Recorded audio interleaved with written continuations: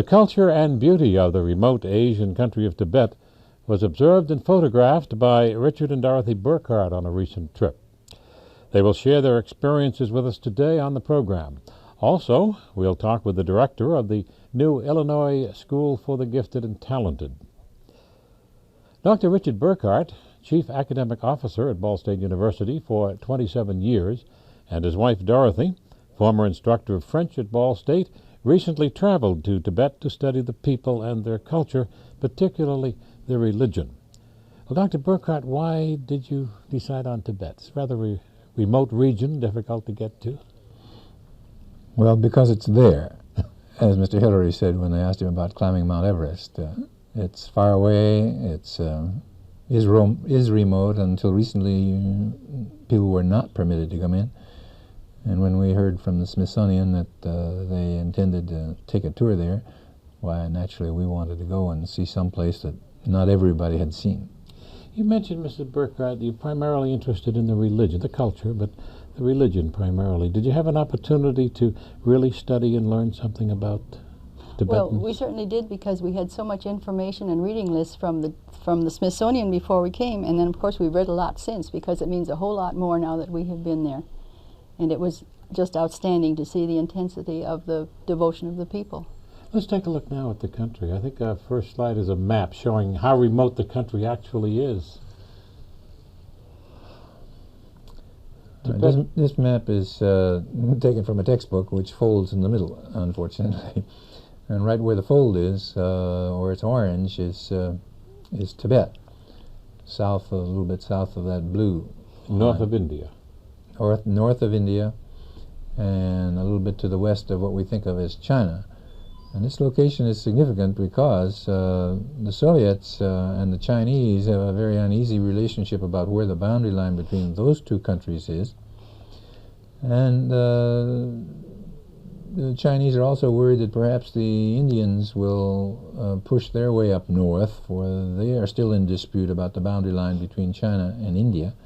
So Tibet serves as a buffer state between the great powers of China, the Soviet Union, and India. Dominated politically and militarily by China. Oh yes, quite clearly so. This sketch is an attempt to help us understand the relative relationships between China, all of China, and the United States. You can see that as far as square miles are concerned, they're very, very similar. Tibet would be on the extreme left of the screen as we're looking at it now. When one comes into Tibet, having flown in from China, he lands in an airstrip along the river, the Tsangpo River, and where the willows are is where the water is, and one can see how the mountains rise so abruptly from the floor of the valley. Did you fly in, Mr. Burkhardt? We flew yes, in. indeed. Excuse me. We flew in between two mountain ranges and landed on an airstrip, and the plane will disgorge its passengers and take on other passengers immediately to go back to China. So it is no airport. Oh, my. It's an airstrip. This is lovely.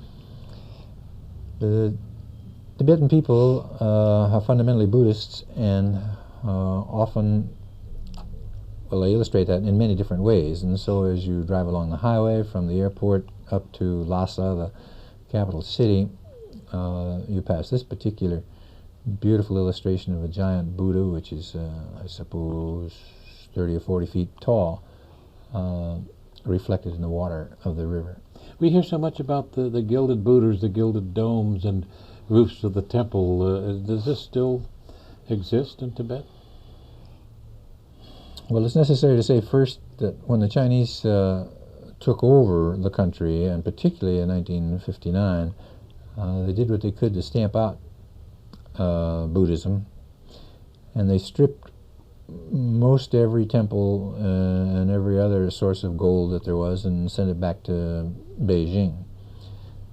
This particular picture is a picture of Potala, or the home of the Dalai Lama, the center of Tibet, religiously and governmentally and all the rest of it.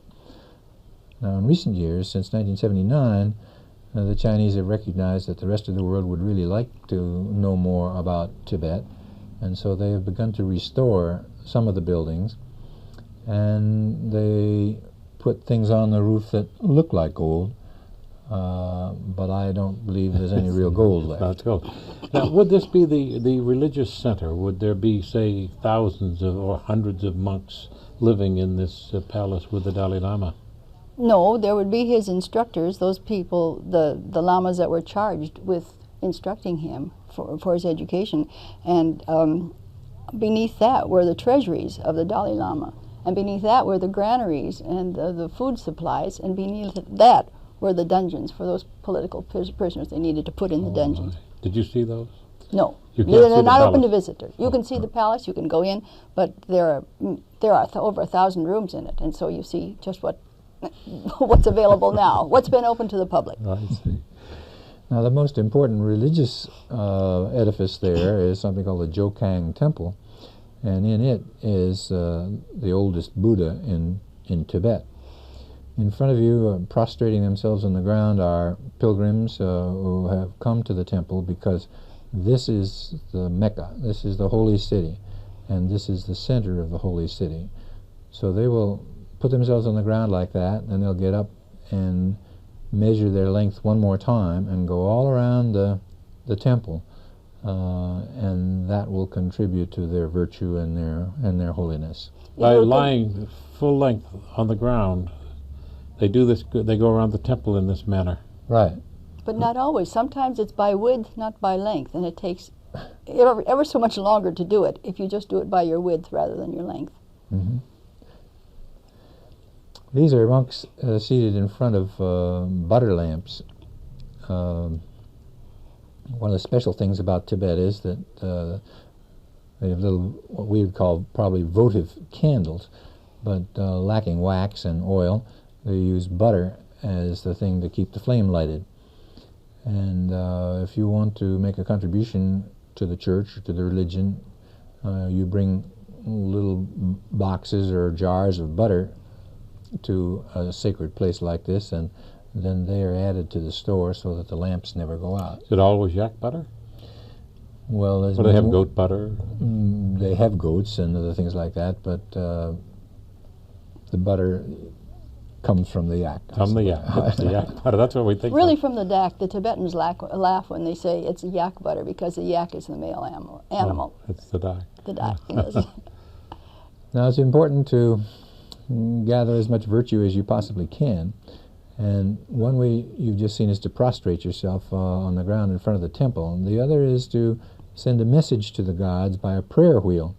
Each of these cylinders may be 3 feet tall, 2 or 3 feet tall, is a prayer wheel, and a pilgrim will walk behind that group of prayer wheels and spin each one of them clockwise, and on each turn it will send a prayer to heaven with the pilgrim's name on it. From what I've seen so far, I'd say they were probably the most virtuous people in the world. They're the most religious people in the world, and that Make them virtuous? That may make them virtuous. Virtue is relative. They have 10 very definite non-virtues, and to be virtuous you do just exactly the opposite.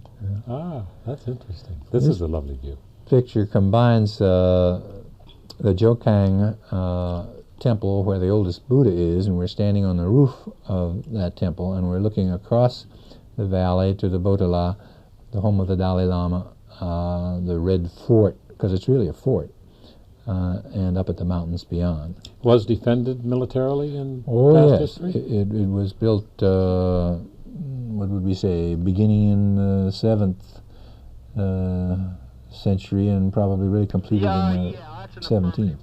Yes, it was the 5th Dalai Lama that really made it his home. I would think Genghis Yes. Khan's hordes would be after the granary and the Right. gold. They were. They were. This is to point the golden-like rooftops and also the mixture of architecture. For when they build a building, they tended to build another on top of it and another on top of that, and you just get an interesting medley of architecture here. You have a contemporary and ancient look combined in that slide. Yes, I guess that's right.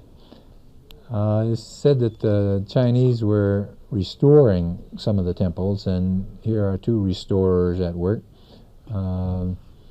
because the Chinese government recognizes that tourist dollars are an important source of income. This is not a major gate, but it's going to be very colorful when the artisans finish working on it. This one is really a beautiful one, and of course it's impossible to really convey its beauty with a slide, but it's a corner of a ceiling in one of the major monasteries right close to, well, it's a suburb really of Lhasa, and I think you can see the detail, the rich colors. This is typical of Tibetan art anyhow, which is religious in nature, stylistic in nature, does not show human beings, but reflects colors, and sometimes refers to gods. And yes, the Buddhas and also religious symbols. Something obviously that escaped the destructive acts of the Cultural Revolution. Either that or it's been restored. Ah. Yes, that one could easily have been restored, because tourists come, and they come to Lhasa, and they come to see the sacred things at Lhasa, and so those would be the first ones that would be restored. This one is the monastery at Sera, S-E-R-A, and it shows you how it's situated with the golden-like rooftops and the mountains in the background and the snow in the mountains and the beautiful clear blue sky. Just a lovely country. This looks like graffiti. It looks like graffiti. But it's not. There's a combination of things happening here. Up in the right-hand center is a picture of a Buddha who was the former abbot of the monastery, who is now ascended to Buddhism. But the drawing which catches your attention the most, I'm sure, is a blue, frightening spirit down here in the left foreground. And that's exactly what he's supposed to do. He's supposed to scare away the evil demons and to protect the Buddha and the monastery. And then diagonally across the picture, you see something that looks like laundry. All that is, all those are prayer flags. And every time that flag flutters in the wind, it sends a prayer to heaven in the name of the person who tied the prayer flag on there. So this is outside of the monastery. It's using the natural rock that's there, and a number of people probably worked on that to make their contribution. There also is a prayer inscribed. Oh, yes. On the prayer that the Tibetans murmur or say over and over again in their temples, Om Mani Padme Hum, which means Hail, Jewel of the Lotus. Ah. It's a prayer to Buddha, and with the prayer flags, the prayer goes to heaven. I see. You find it often on the mountains. These people appear to be leaving a temple. When you go to a temple or a monastery, there are temples within the temple.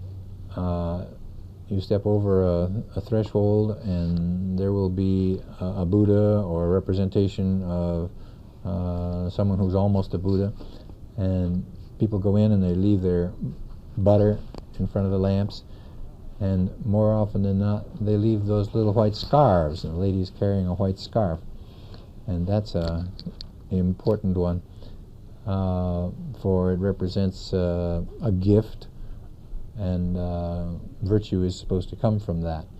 Obviously, the man on the left is a tourist, well, you can tell by his camera, but the lady and her little child on the right are Tibetans. Now, this is the center of it all. This is Buddha, the original Buddha that was brought to Tibet, and it's so holy and so respected. The story is that the Chinese never did take the gold from this statue.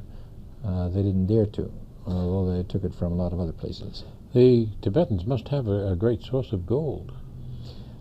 Well, nobody really knows exactly how much gold there's there, but they only mined it in order to make temple decorations and in order to make gold leaf on their roofs. They never used it for money or exchange or anything like that. Just a typical street scene. It looks a little unusual for I think it's a very unusual day in a family.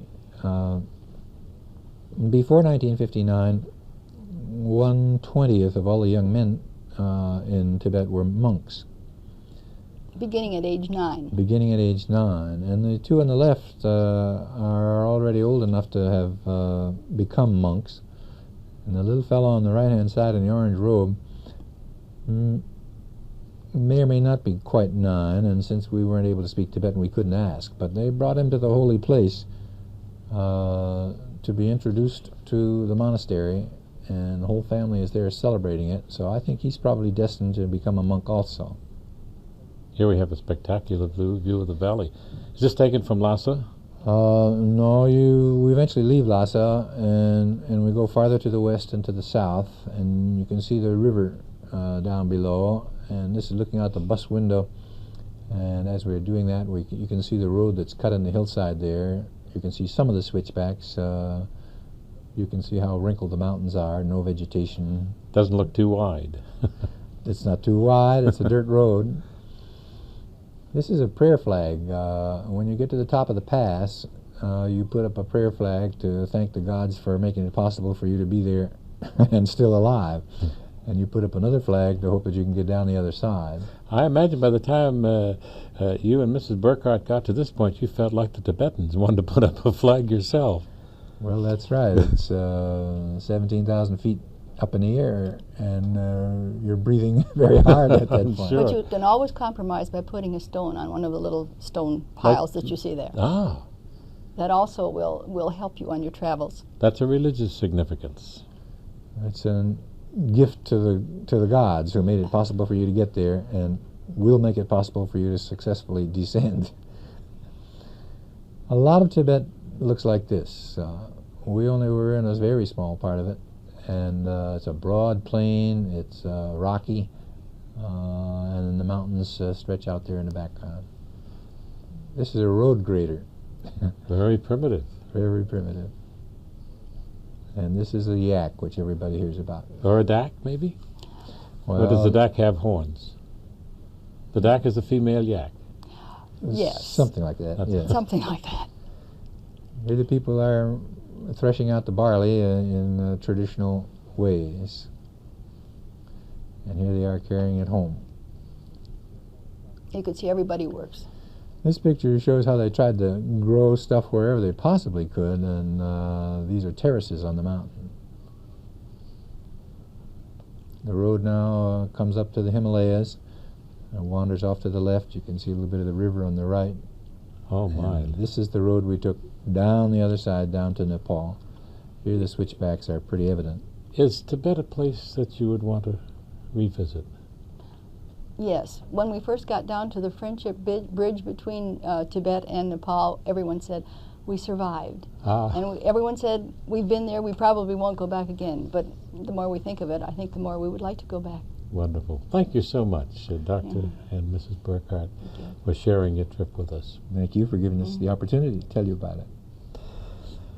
State legislators are beginning to recognize the importance of schools for the gifted and talented.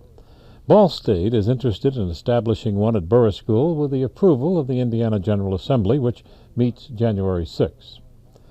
Dr. Stephanie Marshall, Director, Illinois Mathematics and Science Academy, Aurora, Illinois, talks with us about the program that her state is offering the gifted and talented. Dr. Marshall, you have the distinction of having the youngest academy, actually just a few months old since it's opened this year. As a former public school superintendent in Batavia, Illinois, what prompted you to become associated with the new academy? I had been appointed to the original Board of Trustees at the Academy by the State Superintendent of Public Instruction. And prior to that time was involved with an ad hoc group of people that got together because we were interested in the quality of mathematics instruction in our immediate area. So had been very much involved in studying mathematics and science instruction through a survey done by the University of Northern Illinois. And because of my involvement, asked to be considered as a member of the Board of Trustees, and then decided, even though I love my job as superintendent of schools in Batavia, that I couldn't stand the thought of someone else managing this institution. So I resigned from the Board of Trustees and applied as one of many, many national candidates for the Academy's directorship, and was just very pleased that I was appointed. Good. What did supporters of this concept have to do to get the state of Illinois behind a program for gifted and talented teenagers? From an educational perspective, I think we had to develop a credible argument that this is a vital and necessary institution. There really is kind of a love-hate relationship, I think, in this country about gifted and talented people. It's okay to segregate people of talent when you're talking about a football team or you're talking about a symphony orchestra, but when we talk about putting them into a school, that makes people a little bit nervous. So first we had to establish, I think, the credibility that this is an imperative. In order for gifted kids to reach their potential, they need differentiated instruction. That was the educational perspective. The political perspectives, we had to convince the state legislature and the governor, who was not very hard to convince, that it was important that the state allocate funds for this residential academy. Like the programs in North Carolina and Louisiana, I noticed that the emphasis at your new academy is also on the mathematics and science. Right. Can teenagers be gifted in other areas and perhaps not be as strong in math and science and still be accepted in the academy? Thinking of, for example, language arts, foreign languages, history, perhaps philosophy. They certainly can be gifted in many areas, but our emphasis is on mathematics and science, and we use mathematics and science criteria for selection, so that it's possible that our students who are gifted in mathematics and science will also have gifts in writing or social sciences or the fine arts, but our selection will select kids of talent in math and science. How is that determination made? How are they selected? Is it residential? It's a residential program. It's a 3-year program. Students come having completed the equivalent of the 9th grade year. So our students can be anywhere from age 12 to 15. Conceivably, they could be younger if they've completed the 9th grade year earlier. We use what's called an accomplishment-based assessment process, and that is before we look at competitive examination, most notably the Scholastic Aptitude Test, which is one of our screening criteria, and grade point average. We look at what students have already accomplished, because it seems that a student's task commitment and task orientation and what they have already done in school vis-a-vis science competitions and math competitions and writings or original publications or research in math and science is a better predictor of what they will do in a residential school than strictly looking at a test score. So we look at that through a very time-consuming process, really, of looking at what they've accomplished through a selection committee that we've established throughout the state who looks at those criteria. And then after we have that kind of assessment, we look at SAT scores and grade point average. So it's a very involved and thorough process. It's a very involved process, yes. How many students enrolled in your school? We have 210, 120 males and 90 females. 70% are white and 30% minority, 10% black, 15% Oriental, and 3% Hispanic. Are these percentages you try to achieve, or they just happen that way? We don't try to achieve them. We are required in our legislation to represent as nearly as possible or mirror as nearly as possible the racial, ethnic, demographic, sexual composition of the state of Illinois. We are not bound to quotas. We are not bound to regional distributions. We are not bound to numbers in legislative districts.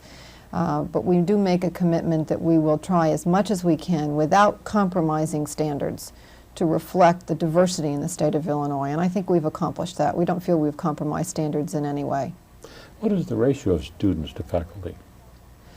We have 12 full-time faculty members and 8 part-time, so we have approximately 15 faculty members for our 210 academic students. We also have 9 resident counselors and several people working in the administrative staff capacity as Dean of Admissions and Research and Outreach and Student Services and Academic Affairs, etc.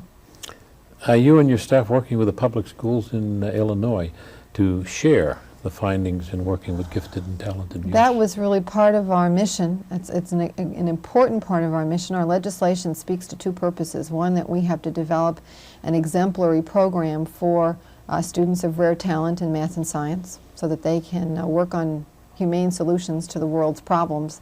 And the second was really to serve as a laboratory for research and experimentation and innovation and curriculum development and instructional strategy development and material development throughout the state of Illinois.